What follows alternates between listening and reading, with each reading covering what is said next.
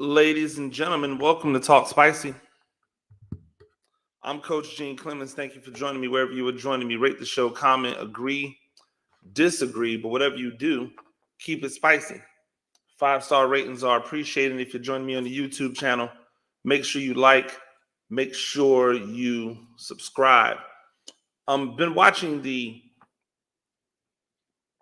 NBA playoffs, the Eastern and Western Conference playoffs, like many of you out there are doing. And it has struck me, it dawned on me last night while I watched my Lakers, and I say my Lakers because I'm a Lakers fan, if you guys don't know. I watched my Lakers go down 0-2 to Denver. I looked and I popped on social media and I could just see all of the memes and all of the criticisms, right? LeBron James hasn't hit a three-pointer in his last 19 attempts in the fourth quarter. Like, first off, when are we going to stop doing the clutch thing with LeBron? He's not clutch. You don't get to as many Western Conference or Eastern Conference finals as LeBron James has been to without being clutch. You don't get to as many NBA championships as LeBron has gotten to without being clutch. It's a lazy ass narrative. Super lazy. There's no other way to characterize it other than lazy. But his shooting has not been good. He had a break where he went up for a dunk and lost the ball. People lost their mind. He's missed some point-blank shots. People lost their mind. The funny part is everybody missed point-blank shots. Hachimura balled his balls off. He missed point-blank shots. AD missed point-blank shots. Jokic missed right next to the rim point-blank shots. Why do y'all think his rebounding is so high? It's because he'll miss a shot and grab the rebound again. It's Moses Malone, right? Missed the layup, grab a rebound, missed the layup, grab a rebound. All of a sudden, he got 2 points, 2 rebounds. Like, that's why his stats always look like that with the rebounding. Because I've watched the game. It's not that he's just a mauler on the rebounds. You know how many rebound opportunities there are in a game? So if you miss a couple shots and you grab the rebound of your own shot, it's almost a cheat code to like the rebounds. I ain't mad at him because he's rebounding and he's making the shot. But what occurred to me is that there always seems to be the criticism, the national, right? Because if we looked at this locally, the Lakers should be on, the Lakers fans should be on LeBron and AD for more, right? When you're getting contributions from your others like Hachimura, when you're getting contributions from your others like Reeves, when they give you the 19s and the 20s you should be able to win games because your two superstars should never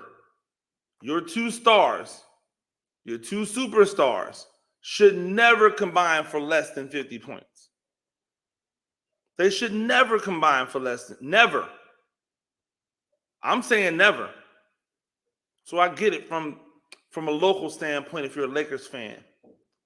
I get from the local standpoint if you're a Nuggets fan, heaping praise on your team. What I don't get is for everybody else, right? Why is it that our immediate thought process is to skew the conversation negative? Why do we skew the conversation negative when it comes to these things? Our negativity in the way in which we look at our negativity, in the way in which we look at the outcome of the game. What do I mean? Well, instead of saying, hey, the Nuggets are really balling. I've heard two separate people, right? Shout out to Coach Witt, who said that the Nuggets remind him of UConn. And then I heard Chris James say the same thing, that the Nuggets remind him of UConn and how the UConn had, once they hit the tournament, just turned it on and just looked like the better team. I disagree with both of them, right? Because the Lakers look like they could have the Lakers could be 2-0 right now. They could have come back and won that game in game one. They should have won this game in game two. The difference is Denver has never allowed the game to get away from them. In game one, Denver got off to a 20-something point lead. Lakers ran them down, but never caught them. I believe the game got as close as 2 points, but they never allowed the Lakers to feel that hope of taking the lead finally. They never allowed themselves to feel the pressure of losing the lead. And therefore, they were able to get it done in game one. In game two, the Lakers got out at one point in time to a double-digit lead, if I'm not mistaken. The Nuggets continued to just press and press and press and press and press. They were able to get that lead down and eventually take the lead from the Lakers. And once they took the lead from the Lakers, they didn't give it back. The Nuggets are playing better basketball than the Lakers overall. The Nugget stars. It should just be a talk about the dominance of Jokic. Jokic is having an all-time great playoff run. It's interesting. On the year that he does not win the MVP,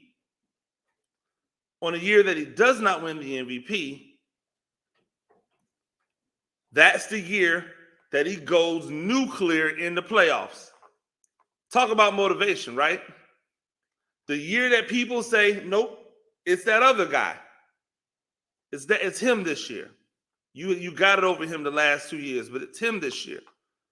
On a season when that happens, Jokic goes into the playoffs, and every single game, it's 13, 15, 17, 20-something rebounds. It's 10, 11, 12 assists. It's 25, 35, 50 points. Power balling. Yet nationally, what's the conversation? What's the talk? Memes about LeBron shooting bricks. Memes about LeBron missing layups. What's the national talk when Jamal Murray is finally healthy enough to be Jamal Murray in the playoffs for Denver? Remembering that the last 3 times that Denver had a chance that Denver had a chance to make a run, Jamal Murray was hurt. What's the national talk? LeBron James missing layups. LeBron James not scoring enough. It's all LeBron James' fault. It's all LeBron James' fault. We'd rather give blame than credit. Blame is easier to mock. Credit you have to somehow quantify. Blame is easy to tell. It's easy to look up and blame him. It's easy to look up and blame her. It's difficult to give credit to her. It's more difficult to give credit to him because now you got to know what the credit is for, why the credit is warranted. We know why the blame is warranted because they lost. But is the credit really deserved? Now you have to be ready to support your credit. The only support you need on blame is they lost. It's easy. It's low-hanging fruit. And yet, all we do is consume the negative side rather than the positive side. Yo, my brother called me last night in the middle of the game while the game was still close. And I was really upset about him. I was upset about it too. Like, how dare you, brother Shimeon Clemens, how dare you? Shimeon Faison Clemens, how dare you call me in the middle of the game, a highly contested game where Jamal Murray is cooking the Lakers. How dare you call me? And he called me, hey man, this dude is going stupid out here. No, word. He says he just called. I just called. I just wanted to. He knew what he was doing. He knew what he was doing. He was twisting a knife because he knows how to quantify the positive, right? Here's a sad case. For fans, the positive hurts more than the negative. It hurts us more to think that someone or something is just better than us. It's easier for us to take we just were not good enough in that moment. We could have been better, but in that moment we were not good enough, which leaves us the hope that we can be better. Right? It leaves us the hope that we can be better. When someone says, hey, yo, that dude's just better than you. Well, what else can you do?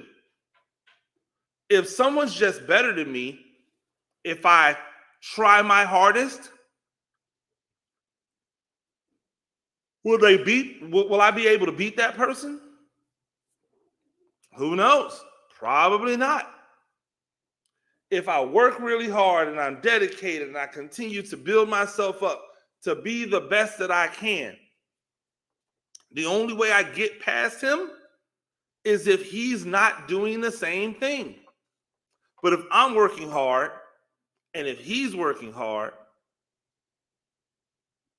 I'm never getting better than him. That is a difficult pill to swallow. That is a hard pill to swallow. I coach sports. I have to have difficult conversations with young men and women all the time about talent, right? About talent. And for whatever reason, that talent being better than you.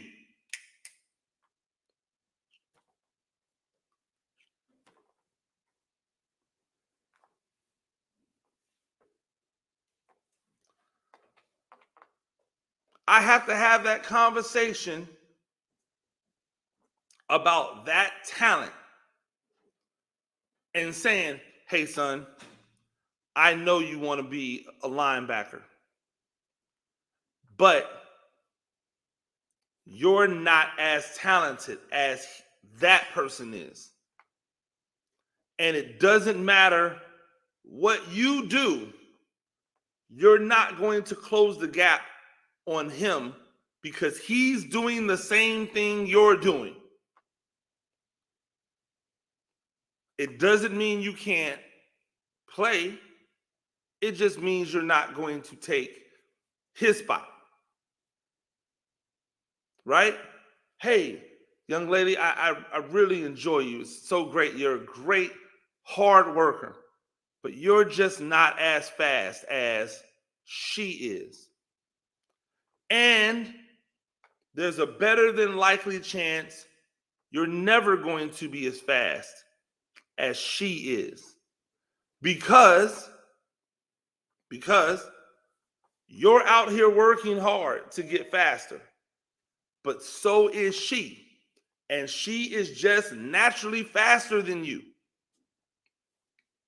We have these conversations as coaches, or at least we should. If you guys are in here telling your kids they could be president, then you're doing it wrong. Like, gone are the days where you tell kids you can be anything you want to be, if you put your mind to it. Some things you are just genetically predispositioned to not be able to do. It's okay to say, hey, you can try that, but it's probably going to be a futile exploration if you want to get to the top, right? The same thing plays in age. Hey, LeBron. The same thing plays in health. Hey, LeBron, AD, you guys are not healthy. Anybody out there that thinks LeBron is 100% right now, then you're clearly not paying attention. But who cares? Right now, if they play their best and Denver plays their best, they're not beating Denver.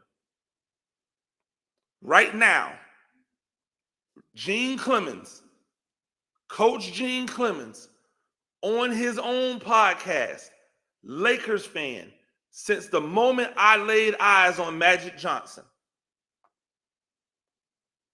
I'm sitting here telling you that if the Lakers play their best and the Nuggets play their best, number one, it's going to be 130 something, 140 something to 140 something. That game is going to be crazy. For as great as Austin Reeves is, who are you taking Austin Reeves over on the starting lineup of Denver? For as great as Rui Hachimura has played, who are you taking Hachimura over on the starting lineup of Denver? As a matter of fact, if we were being honest, if we put a draft together right now and we put the Nuggets and we put the Lakers players all into a pool and we started to draft players, you're going to get through 7 to 8 Denver Nuggets players before you take the third Laker. Like, I don't know if LeBron or AD's 1 or 2 or whatever. It's probably Jokic 1, right? It's probably Jokic 1. And then if we're assuming that everybody is completely healthy and ready to go, it's probably Jokic 1, AD and LeBron 2 and 3, however you want to like switch them. Then Jamal Murray. Right? Then Jamal Murray. Then you're probably going for talent's sake, Michael Porter Jr. Right? You're probably going to go with KCP, who still should be a Laker. You're probably going Aaron Gordon. Like, who on the Lakers starting 5 outside of LeBron and AD are you taking over anybody in the top 6 rotation, top 7 rotation of the Nuggets? Maybe the 7th guy. Definitely not the top 6. They're a more talented team. So if the Lakers aren't doing everything that they have to do to make them not play their best game, they're going to win. Doesn't matter about the lead, because they have offensive firepower everywhere and they hit threes. See, you know what the equalizer, the neutralizer is to what the Lakers are doing? It's the Nuggets. Because the Lakers said, listen, we don't have a bunch of three-point shooters, so we're going to bludgeon you by attacking the rim. Except the teams that they've played, Memphis, they don't have the ability to attack the rim other than Ja. The Warriors, no rim runners, no attack the basket guys. Those two teams are tailor-made for the Lakers. You know who's not tailor-made for the Lakers? A 7'2" dude who will just beat you and pound you inside and then kick it out to all of these guys who can bang threes like that. So if they're hitting, if they're on, if you can't get them off their rhythm, you're going to lose. If you can't get them off their rhythm consistently for 4 quarters, you're going to lose. They're the better team. They've had the better playoffs. They've had the better first 2 games. Why are we focusing on LeBron James missing a layup? Why are we not celebrating? I'm talking about nationally, right? Why are we not celebrating what Denver's doing? Instead of dissing or demeaning the Lakers, who, by the way, none of you even really had as a playoff contender. Richard Jefferson was laughing when Perk said that the Lakers could get to the Western Conference Finals. Laughing. They laughed in Kendrick Perkins' face. Now those same people will come back and say that they're disappointed in what the Lakers are doing. They will come back and blame the Lakers instead of saying, hey, the Lakers are playing with house money. Nobody thought they were going to get this far anyway. They're going to blame the Lakers. Again, I, as a basketball person, as a Lakers fan, I think that there's some hope. Why? Because the first game was a blowout. The Lakers ran them down, couldn't get it done. The second game was really more of a prize fight. The Lakers had the lead. They got cold, right? They just got cold. They couldn't make shots. If that doesn't happen, it's 1-1 going to LA. So now it's 0-2 going to LA. If the Lakers win game 3, it's 2-1. That's a series. We're in a series now. The only way it is absolutely over, and I say it's game 3, Coach Witt says it's game 4. I told him that might be a sweep. Because if the Lakers lose game 3, it's over. If they lose game 3, it's over. If they win game 3, but lose game 4, it's still not over. I know it feels like it might be, and it might be. It might be. But in my mind, it's still not over, because if you win game 3 and you lose game 4, you know the path that it's going to take to get to game 7. Still won in Denver, win one in LA, and let the chips fall where they may in game 7, right? But if you lose game 3, you have to say to yourself, okay, now we have to win this next one, still one, win one. That's 3 in a row. After losing 3 in a row,